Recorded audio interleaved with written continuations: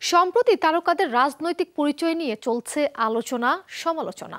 জুলাই অভ্যুত্থানের পর শিল্পীদের মধ্যে তৈরি হয়েছে বিভক্তি। অনেকে আড়াল করে রেখেছেন নিজেদের, কেউ আবার পাড়ি দিয়েছেন দেশের বাইরে। মামলার আসামি হয়েছেন বেশ কয়েকজন শিল্পী। সম্প্রতি এক অনুষ্ঠানে এ বিষয়ে নিজের মতামত জানিয়েছেন চলচ্চিত্র অভিনেতা বাপ্পা রাজ।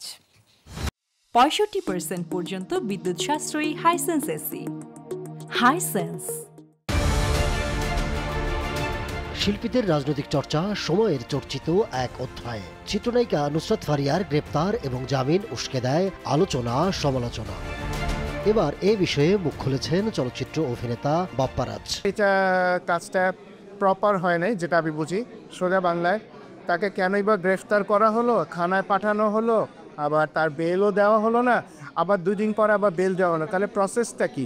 একটা মানুষকে এটা তো হেনস্থার মতোই হলো। সাম্প্রতিক সময়ে রাজনৈতিক কারণে শিল্পীরা হেনস্থা হলেও চলচ্চিত্র শিল্পী সমিতি পালন করেছে নীরব ভূমিকা। এ নিয়ে সমালোচনার মুখে সংগঠনটি। কতগুলো লোক আসার পর থেকে শিল্পী সমিতি একটা দলের চাটুকার হয়ে গিয়েছিল, ওদের মুখপাত্র হয়ে গিয়েছিল।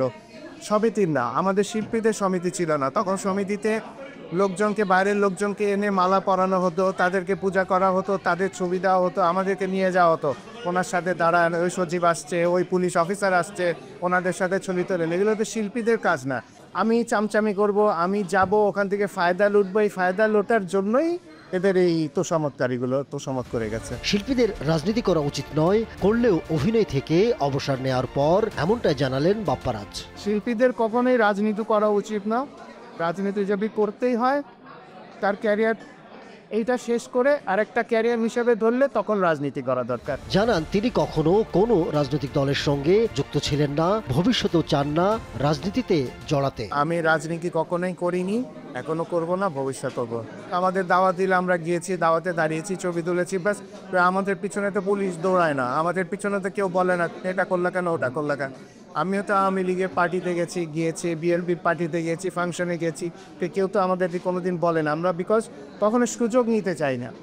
আমরা আমাদের কাজ করেছি, আমাদের প্রফেশনাল কাজ করেছি, এটার বাইরে আর কিছু করিনি। শিল্পী পরিচিত হবে তার শিল্পকর্মে, পেশাগত কাজেই থাকবে তার মনোযোগ। তাতেই সত্যিকারের শিল্পী হয়ে বাস করবেন মানুষের মনে, এমনটাই মনে করেন চিত্রনায়ক বাপ্পা রাজ। Ahmed Tauquir, showbiz tonight.